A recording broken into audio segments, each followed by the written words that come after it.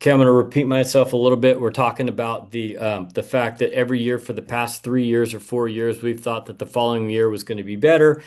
There's good data for that. There's good reason for that. Then we get into the following year, something catastrophic happens, either economically or otherwise. It's beyond our control. It kind of leaves us static.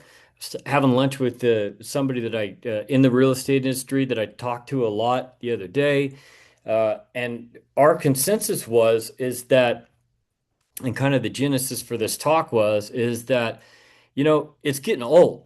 We've basically felt like for the past 5 years, the best 5 years that he and I can remember, that we felt like in the last quarter of the previous year, something was going to let loose. Everything looked good. It started to pick up a little bit. Things started to get better. And then there was some giant cataclysmic event or situation that basically grenaded it. And we end up being pretty much the same as the year before. And it's hard, it's really, really hard to stay positive through all that, right? It's really, really hard to continue just to grind it out, grind it out, and grind it out.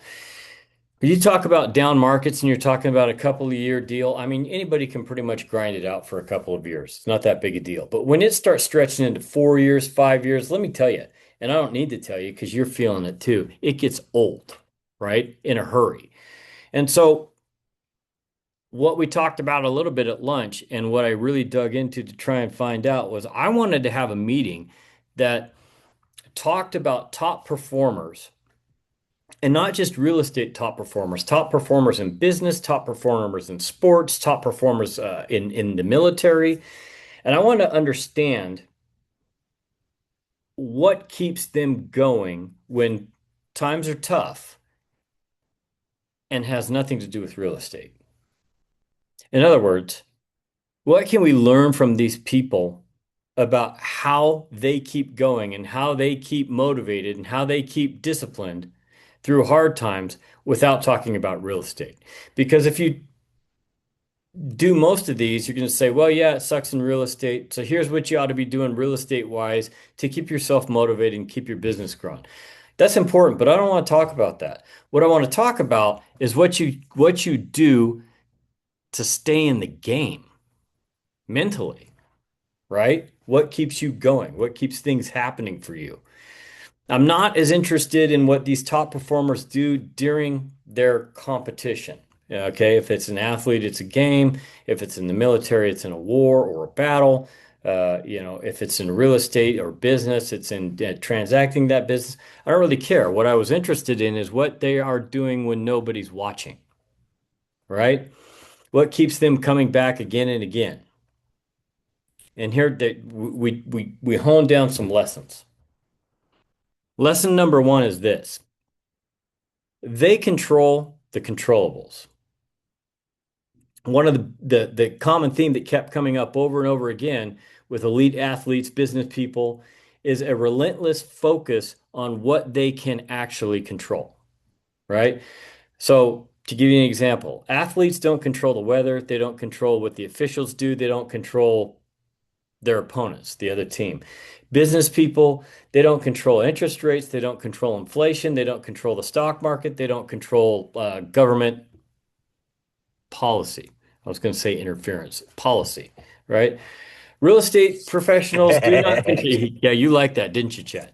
Real estate professionals don't control mortgage rates, they don't control inventory levels, and they don't control what the consumer thinks. They don't control consumer confidence, right? What all of these groups control is preparation, attitude, work ethic, and consistency. That's what they control. So when you think about this and you boil it down, I want you to think about how much time each day you spend thinking about things that you cannot control. Focusing energy on things that you cannot control. And we all do it, right? And here's what it looks like. Here's a small sample of what it looks like. Jesus, interest rates suck. They're killing me.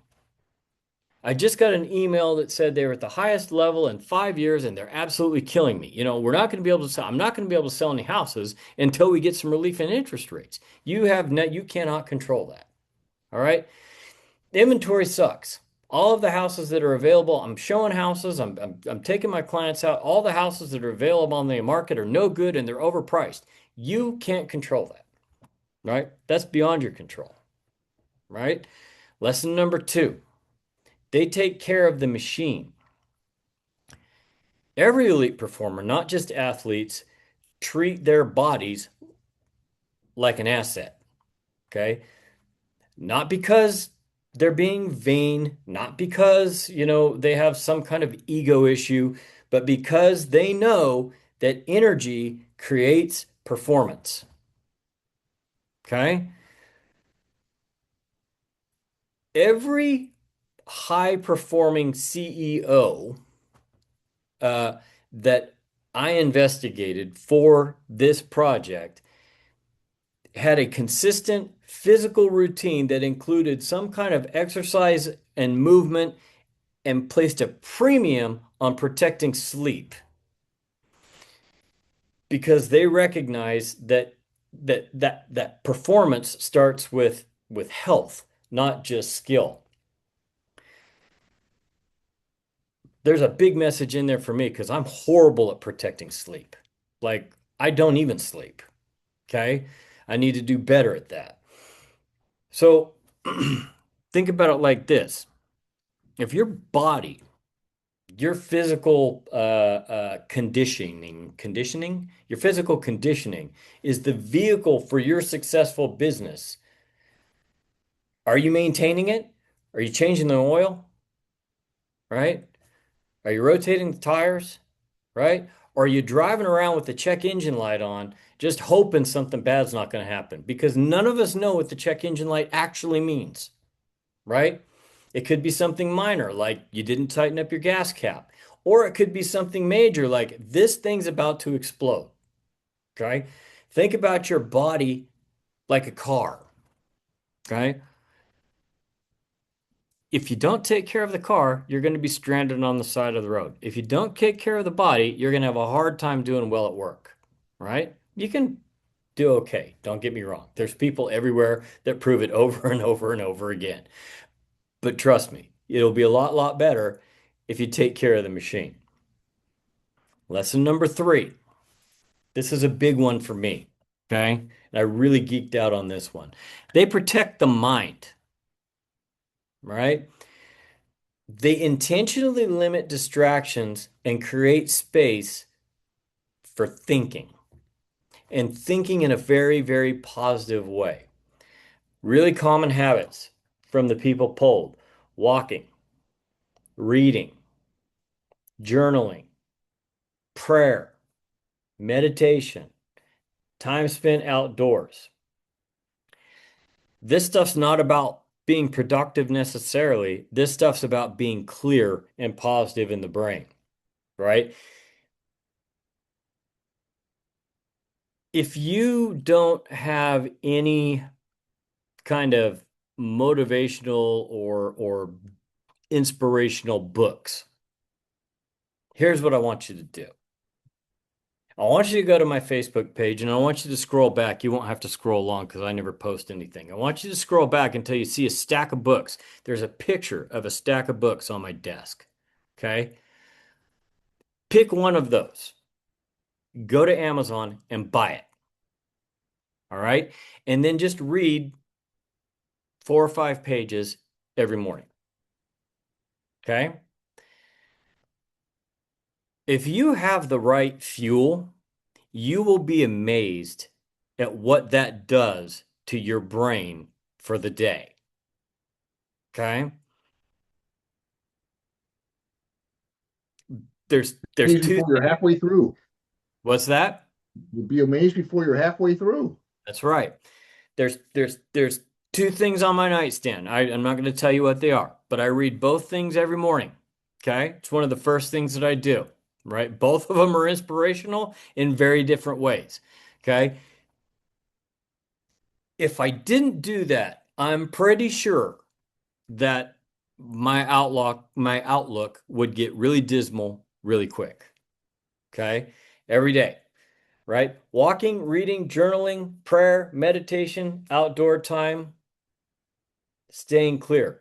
When is the last time that you sat quietly for an hour, 1 hour, without your phone, without a computer, without a tablet, and all you had was a book and your brain. When's the last time you did that? Michael, what'd you say? I saw your mouth move. I want to hear it. Yeah, He's going to long say time. Long long, time. long time. That's good. I Uh, thought he was going to say never, but that's okay. Okay. Lesson 4. They keep learning. All right.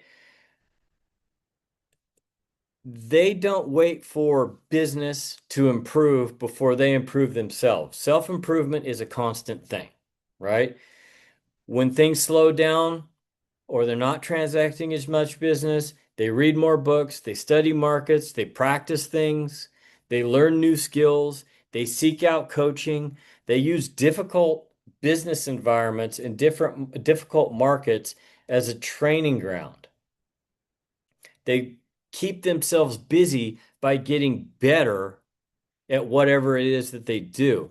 And that the other part of this is similar to the last thing that we talked about. When you're learning and you're learning new skills and you're learning new ways to be better at your craft, you're feeling more positive, right? About when an opportunity comes that you'll be able to capitalize on it. All right. You're feeling more positive about the fact that even if you're not putting it into practice with real people, you're getting better at what you do.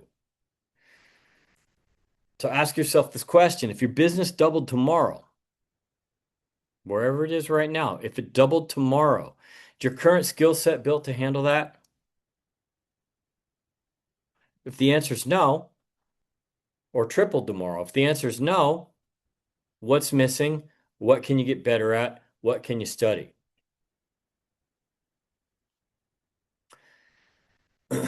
Physically active. Lesson 5. They stay physically active. This is not the same as treating their body like a temple or whatever the other lesson was. This is actually moving all the time. Research found that resilience and sustained performance are associated with regular physical activity and disciplined routines. Elite athletes tend to demonstrate higher resilience, and resilience itself is closely tied to optimism and confidence. Think about that, right? We had a meeting not long ago where we talked about the biggest hack in life or the biggest secret in life thing that will make you better at everything is your ability to tolerate pain, right? Those that can tolerate pain in any environment, whether that be sports, whether that be business, whether that be social life, if you can tolerate pain, you will succeed at a higher level in a faster rate than those people around you. That is resilience. The ability to tolerate pain is resilience. Lesson 6. Talk about this one too. They do not chase motivation. Okay? They do not chase motivation. We use the word all the time, and it makes me sound like a hypocrite because my famous saying is motivation sucks. Motivation is bullshit. All right? It's unreliable. Okay? It comes and goes with how you're feeling in that moment or during that day. It comes and goes with everything environmental around you. All right. I'm highly motivated until I saw something really cool on television. All right. I'm highly motivated until I got hungry. I'm highly motivated until I thought I needed a break. Right. Motivation is a joke. Discipline is dependable. We think about Tiger Woods and his practice routine. We've talked about that before. Everybody thought, oh, Tiger Woods is a phenom. He's got a God-given talent. He's got the greatest golfer of all time. He's amazingly gifted. Yeah, a little bit. He also practiced golf 18 hours a day. Okay? 18 hours a day for like 20 years. Right? Cristiano Ronaldo we're talking about soccer, prioritizes recovery, training, nutrition, consistency, and lifestyle choices. Those are his top priorities. When they ask him, hey, what makes you great? That was his answer.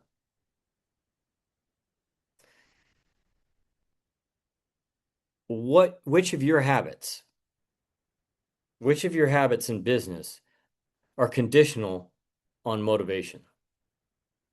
That's what I want you to think about. What part of your performance is conditional on motivation, on being motivated, right? If your answer, whatever your answer is, whether it's 5 items, 1 item, okay, that's where you need discipline, right? You need to get out of I'm waiting to be motivated, or you need to get out of motivation being the driver for anything that you do. Because whatever motivation is the driver for, that's where you're weak. That's where you're weak. Lesson 7. This is a big one. Chad is really good at this. I've taken inspiration from Chad in this. Top performers have a life that is bigger than their profession. Okay? Their identity is not really tied much at all, if any, to what they do for work. That's how we see them.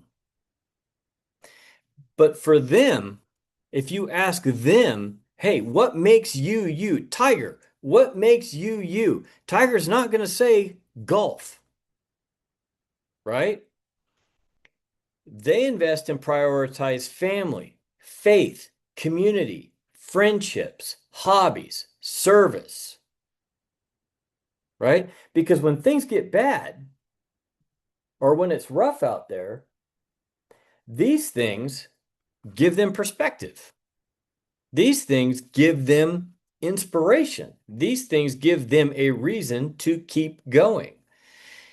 If your perspective, inspiration, and drive is tied to, well, real estate, because that's what we're all talking about right now, you got problems,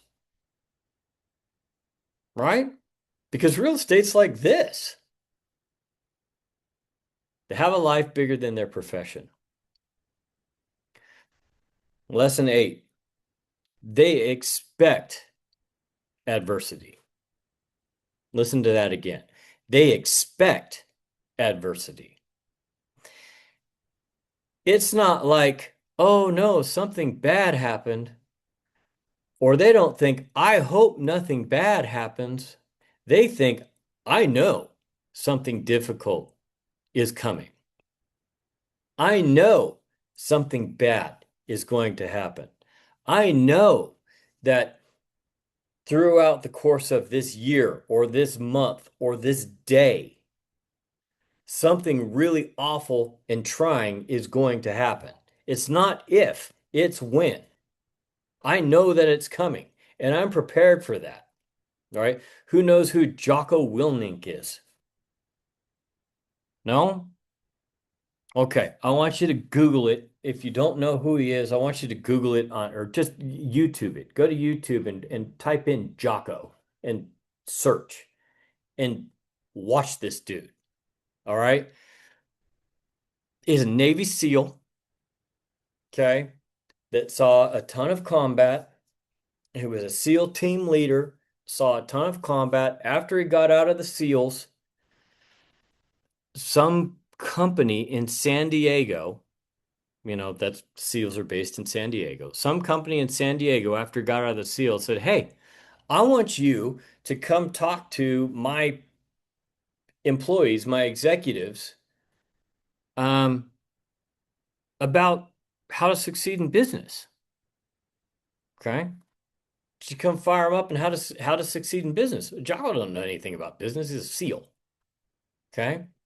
So what he did instead was he showed up and he talked to them about military leadership and success in combat and overcoming adversity and et cetera, et cetera, et cetera. And the dude blew up. I mean, he literally blew up. He owns a huge consulting company now, right? He's, all over YouTube and social media and all of that. He has clothing lines and nutritional supplement lines. And I mean, he's just, he blew up. Here's the point that I talked to you about. One of the things that he talks about is expecting adversity. And he only has one word for anything bad that happens in life, in business, or anything else. He only has one word, and the word is good. Okay. And I don't want to steal my thunder because I can't convey it the way he did. So what I want you to do is go to YouTube. I want you to enter in the search bar Jocko/good and find the video and watch it. All right. It fully expects adversity all the time. Okay. Fully expects adversity. And I think he's the best illustrator of that topic. Okay. So let me ask you some questions. No right or wrong answers, right? And you may not have an answer. Your answer may be nothing. Outside of real estate, what do you do based on what we just talked about? Outside of real estate, what do you do that makes you better at real estate? Okay. I'll go first. Get your juices running. Outside of real estate, what I do that makes me better at real estate is I read a shit, sorry, I read a bunch of books. Okay. I work out as much as I possibly can, and it's a bit, right? I play golf and I ride my motorcycle really fast. That's what I do. What do you guys do?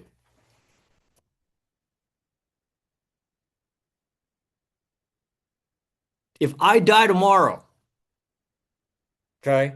If I die tomorrow at my funeral, I You hope do it. nobody says, Don't you do it. I Forget hope about nobody says, boy, oh boy, he was a great real estate broker. You know what I want them to say? I want them to say, that dude was a phenomenal golfer. He was an animal in the gym, and he could ride a bike like nobody's business. That would make me happy. Your turn. Go. Somebody go. Don't leave me hanging. it. Try to be of service. It's trying to be of service every day. I like that. Yeah. I like that a lot. When this going on the internet, so she'd probably be a little pissed, but I won't say her name. When my daughter went to college, I wrote a letter and I stuffed it in her bathroom bag. And one of the things in the letter was, I want you to remember that a,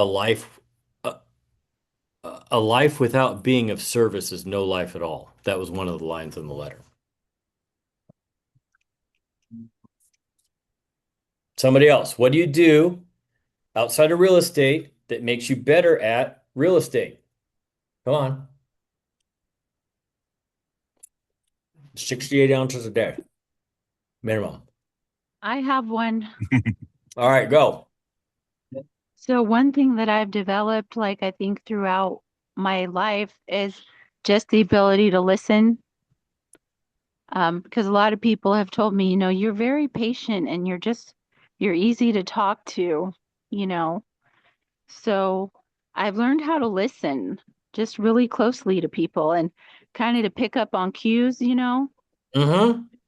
So I think that that helps me in my real estate, but I hope that, you know, that my friends would be able to say, yeah, Danielle always listened when I needed someone to talk to, you know? Boy, I think that that helps you in real estate, and I think that that helps you just grow as a person and a professional, probably in more ways than we even understand. That's a huge one. Good answer. Jessica, I saw you click on. I I vouch for that one too. I'll go. Okay, Chad. Um, I like.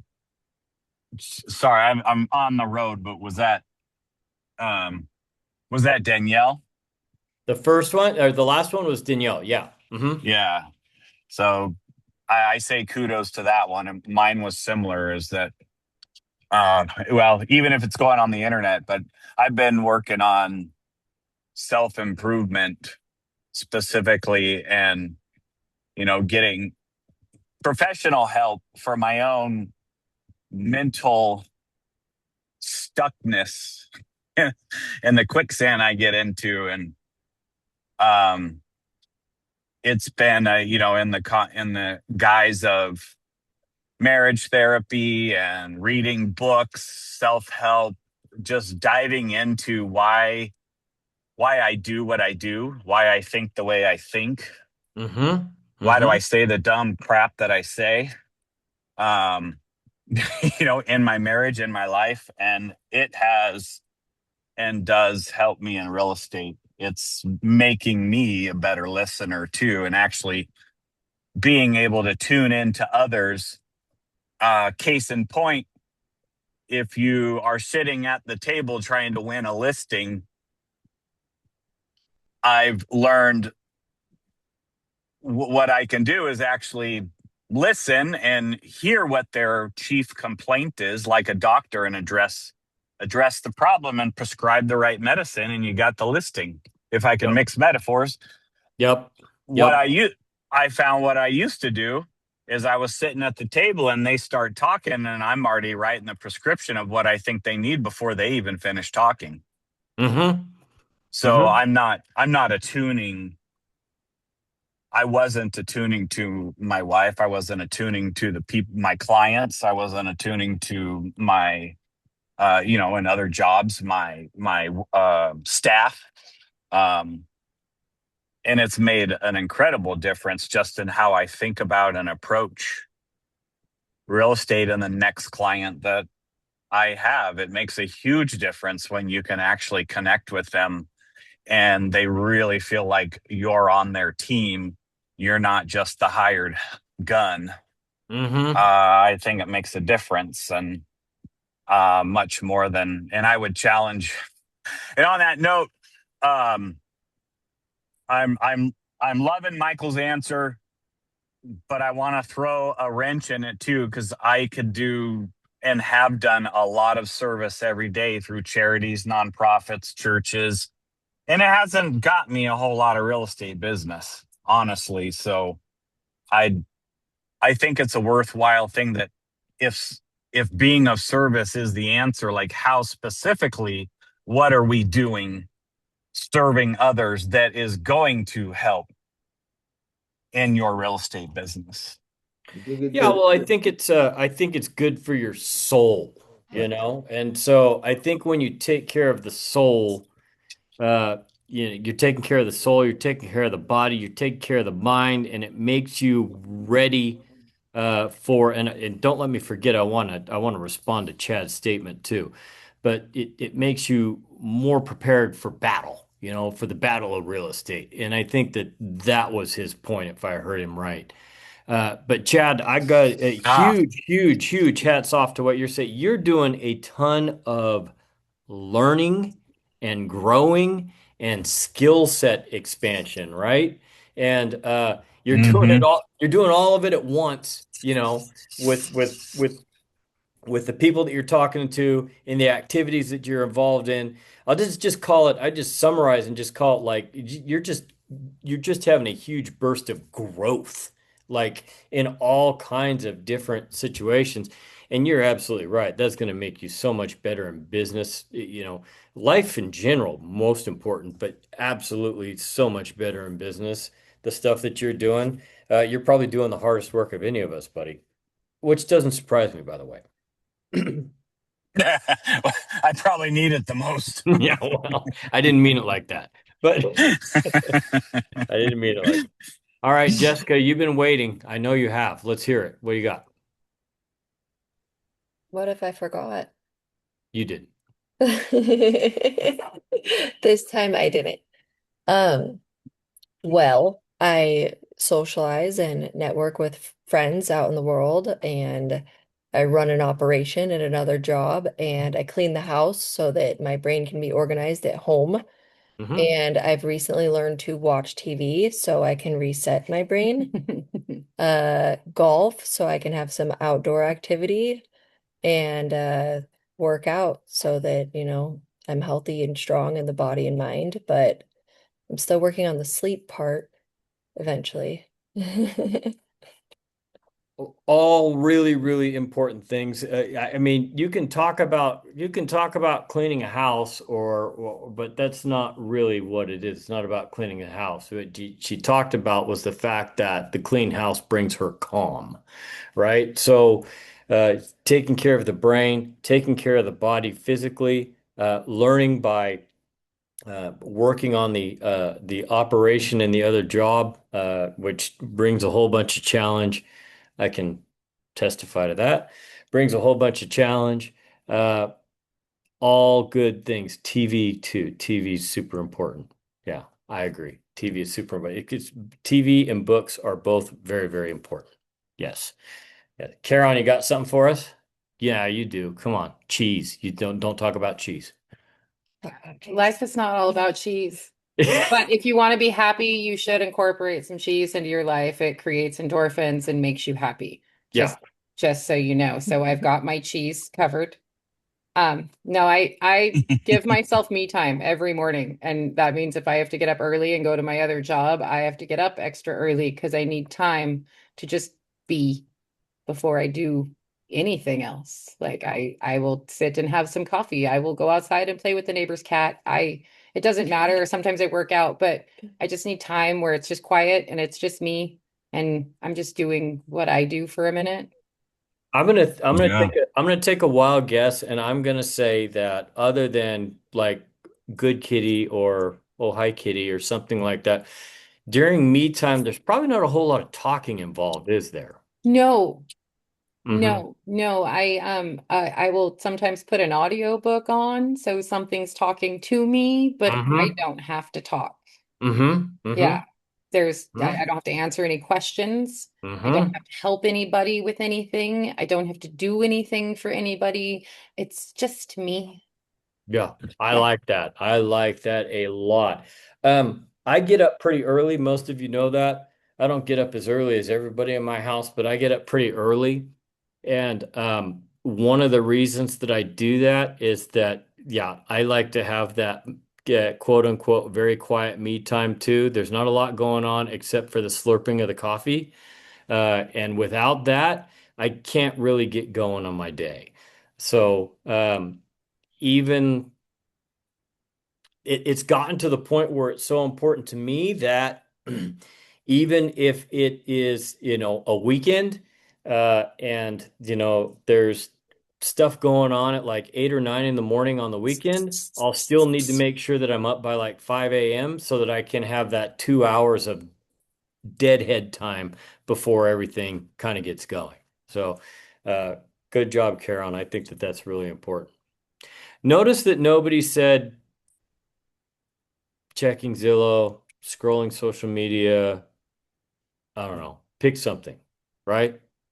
It's all much deeper than that. Yeah. The And other thing that, go ahead.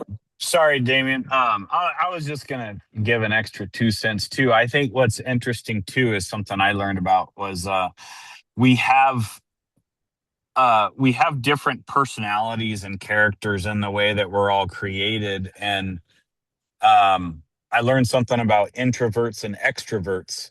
And it's different than whether someone is outgoing versus shy is, if I could oversimplify it for the sake of time.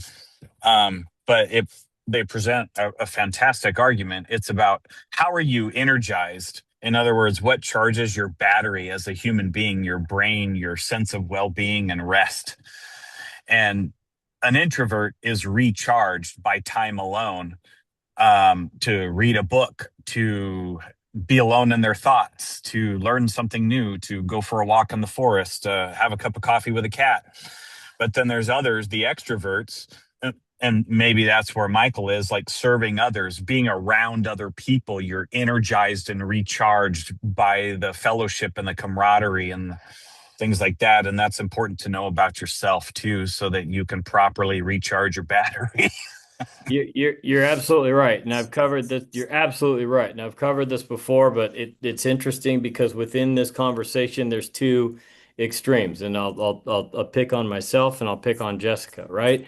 Damien is the extreme introvert, folks. I know that that sounds weird, and if you hadn't heard it on the other meeting, you might be saying, "What the hell are you talking about?" The most extreme version of an introvert that you will ever find. The way that I recharge or the way that I get ready for my day or the things that bring me the most satisfaction involve no people and very little sound, right?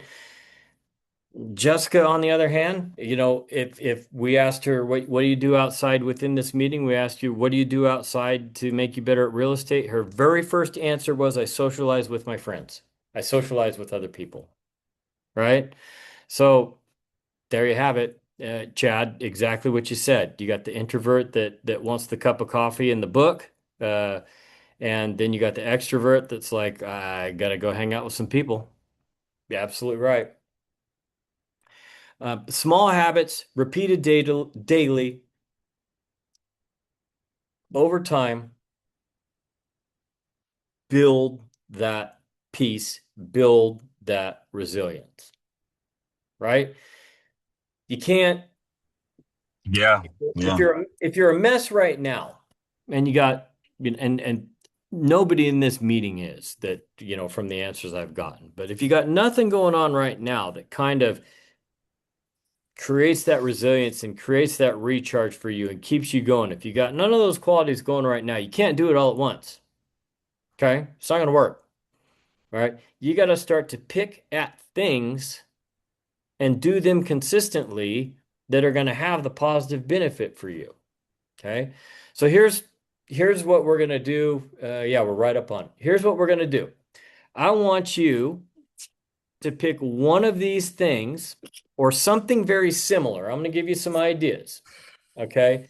One of these things that you're gonna commit to every day for the next 30 days. I don't want to know what it is. You write it down, you make yourself a note. I'm gonna give you some ideas. A 30-minute walk, reading 10 pages, going to bed 30 minutes earlier, weight training 3 days a week, daily prayer, daily journal, breakfast with your family. Those are some ideas. Something like that. You got to pick something that you're not doing now that you're going to commit to for 30 days, right? To wrap it up, market's been a great test for several years. Some agents have left, some have slowed down, some are waiting for things to get better. The best ones that I know, they're not just waiting around. They're getting stronger. They know what elite athletes, military leaders, and great businesses all understand. You don't rise to the level of your motivation, you fall to the level of your habits. Okay? The market's going to improve, interest rates are going to change, inventory is going to get better. But if you can ride out the hard times, becoming healthier and wiser and more disciplined and more educated, you're going to be able to capitalize more when good things come. All right. Every year I've been bullish, like I said, and every year something unexpected showing up.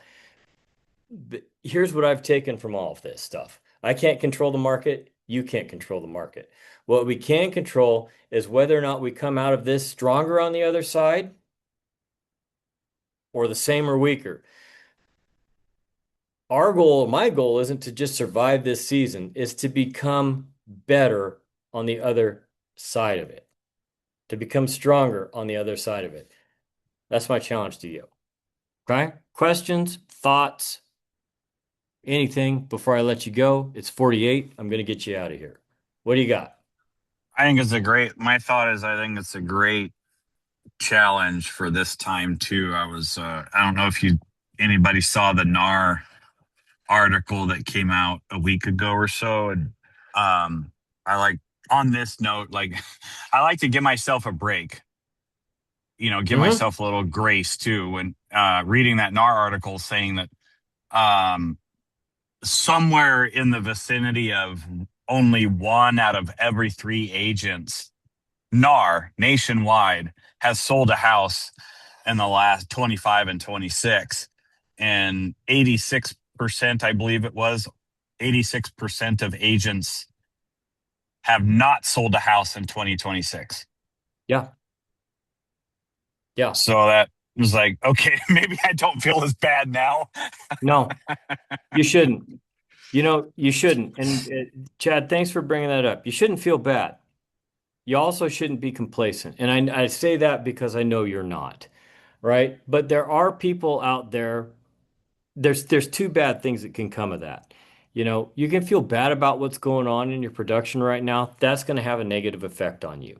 You can also use the fact that there's data like that out there to become complacent and say, well, it's not my fault. So, I must be doing everything right. It's just not my fault. And that is also bad, right?